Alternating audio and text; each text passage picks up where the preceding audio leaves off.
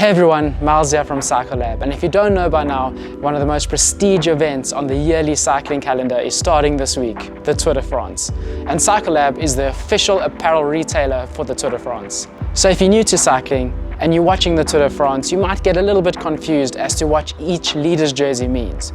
So today I'm going to be quickly taking you through what each leader jersey is and what it means out on the road. So let's start off by explaining the yellow jersey. The yellow jersey indicates the leader of the Tour de France. It's the person at any given point who's winning the Tour de France.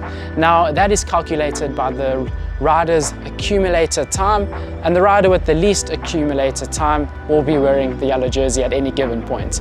Now this sometimes can be a little bit confusing because sometimes we see many people or many different riders winning individual stages.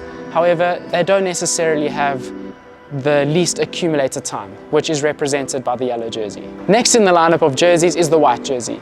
Now the white jersey is exactly the same as the yellow jersey, but it just applies to riders who are under the age of 25. So in actual fact, it's known as the young rider's jersey. So the rider who has the least accumulated time, who is under the age of 25, will be the wearer of the white jersey.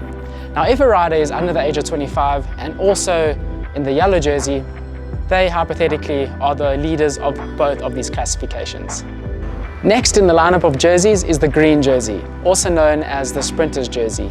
So within each stage, there are certain sections that if a rider reaches that point first, they will receive points. These points then add up, and the rider with the most points will obviously represent the green jersey. Now, you also get points for stage wins. So between the stage wins and the intermediate sprints on each stage, the rider with the most points will be the wearer of the green jersey, and ultimately, at the end of the tour, the winner of the green jersey will be the rider who's accumulated the most points between the intermediate sprints and stage wins. The fourth jersey that you're going to be looking out for while watching the Tour de France is the Polka Dot Jersey, also known as the King of the Mountains classification. So my personal favorite, just because the jersey really looks cool.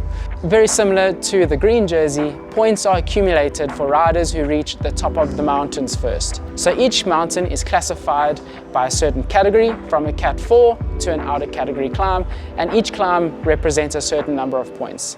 At the end of the 3 weeks, the person who has accumulated the most amount of points for reaching the top of the mountain summits first will take home the King of the Mountains classification.